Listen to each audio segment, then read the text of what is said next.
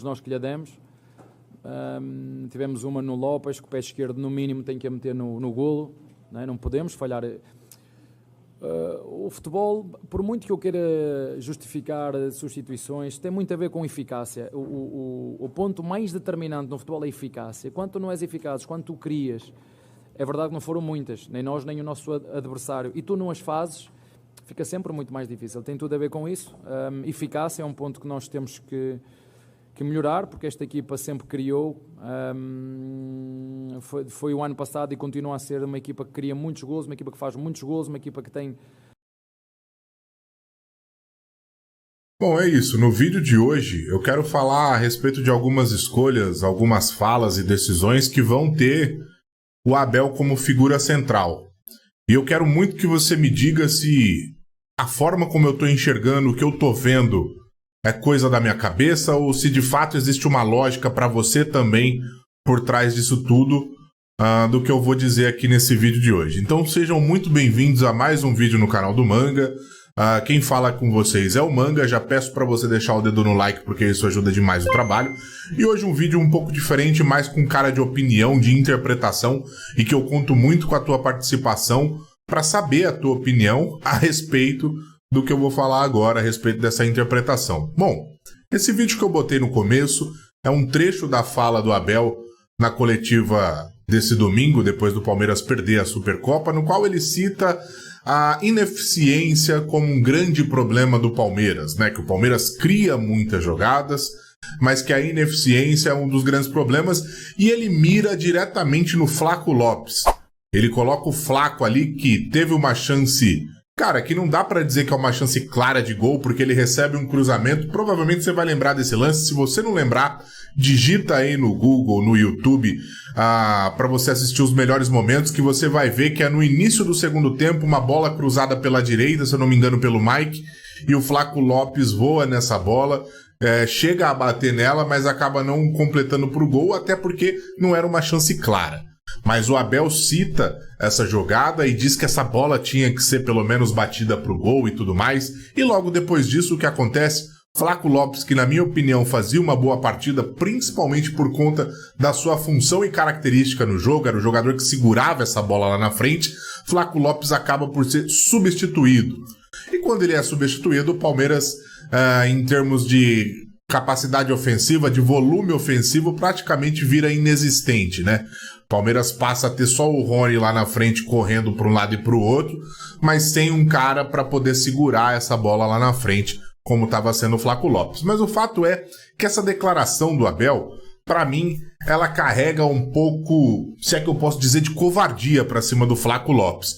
Porque o Abel cita a ineficiência do Flaco. Mas, Abel, por que você não citou a ineficiência do Mike no primeiro tempo, que esse sim teve uma jogada clara de gol frente a frente com o goleiro e praticamente fechou o olho e bateu em cima do goleiro do São Paulo? Ou então, por que você não citou o lance do Rafael Veiga, que recebe um cruzamento na medida, sobe sozinho dentro da área e não consegue cabecear essa bola pro gol? Por que não citou também esses jogadores, já que você estava querendo dar nome aos bois de quem foi ineficiente nessa partida? Eu acho que o Abel mandou muito mal nessa declaração. É o tipo de declaração que você tem que puxar a orelha do cara dentro do vestiário e não na imprensa. E isso começa a dar margem a algumas interpretações, porque vocês vão lembrar no ano passado, no final do ano passado, quando o Rony vivia uma fase péssima e de certa forma ainda não é muito melhor hoje, o Abel teve todo o cuidado do mundo para falar a respeito da fase do Rony, dizendo que era uma fase menos boa e tudo mais, e que logo ele voltaria, recuperaria a forma. E isso já aconteceu com diversos outros jogadores. Chegou a citar o Breno Lopes como o jogador mais sabotado, mais sacrificado da equipe por não jogar na sua posição ou por jogar pouco.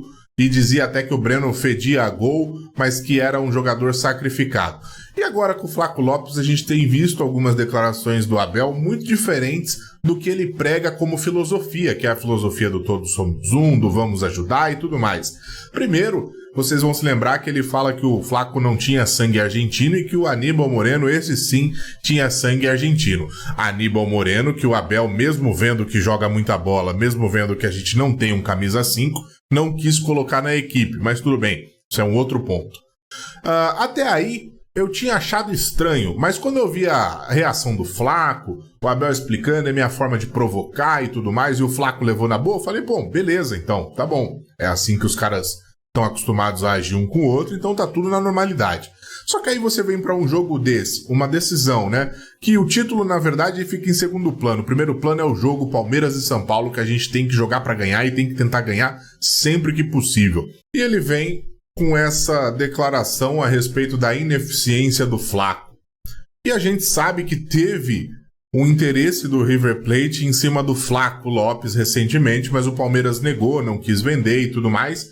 E ultimamente o Abel citou em suas coletivas que ele queria um atacante que fosse experiente, né? Um atacante que já fosse o rato de área, que já fosse um cara que acostumado já a marcar gols, um cara decisivo, mais pronto para a função de atacante, para a função de centroavante. E se a gente começar a juntar os pontos, pelo menos eu fiz isso, eu tenho aqui uma teoria para dizer para vocês e por isso eu quero muito a participação de vocês nos comentários para saber se vocês concordam com isso e qual é a visão de vocês a respeito dessa forma como o Abel tem tratado o Flaco, como o Abel tem exposto o Flaco e deixado talvez essa filosofia do todos somos um pouco de lado, pelo menos no meu modo de ver. Mas vocês acham que isso pode ter a ver, e essa teoria, tá? Só para deixar bem claro, essa teoria o Fernando do Insta Verde levantou ela na live de ontem, no pós-jogo que a gente fez, a gente trocando ideia com o pessoal do chat, ele chegou e falou, pô, talvez isso tudo possa estar sendo feito para ir, de certa forma, colocando o Flaco ali como um potencial problema. Do tipo, vou explicar isso para você.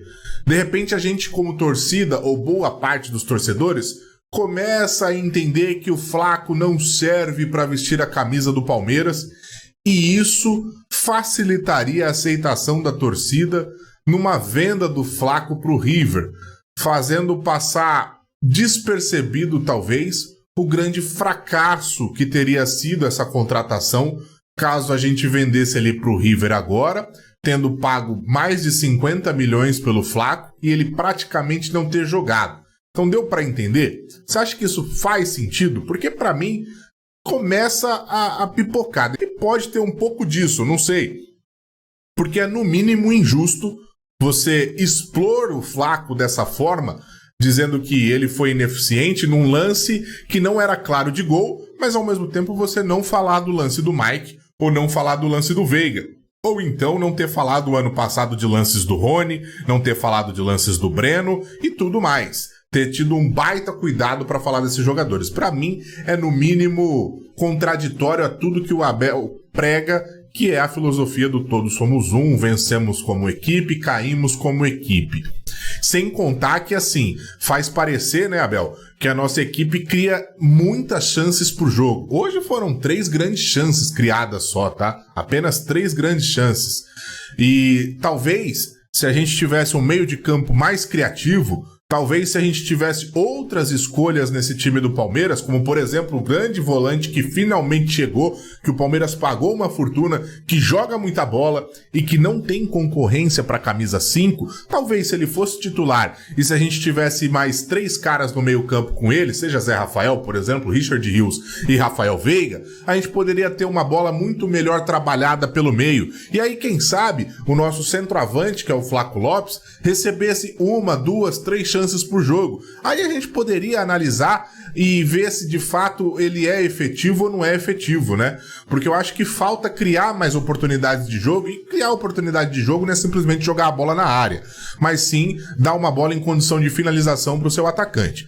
Então, turma, o vídeo de hoje se resume nisso. Quero saber se para você o Abel tem sido um pouco contraditório em relação à tua filosofia com o Flaco Lopes, se você concordou com as escolhas do Abel para esse jogo de ontem, e se essa teoria minando um pouco a imagem do Flaco Lopes, olha, não serve, olha, não dá, é ineficiente, não tem sangue argentino, possa fazer com que a torcida fique mais confortável com uma venda para o River Plate. Se você chegou até aqui, não se esquece de participar nos comentários, porque eu quero muito saber a sua opinião.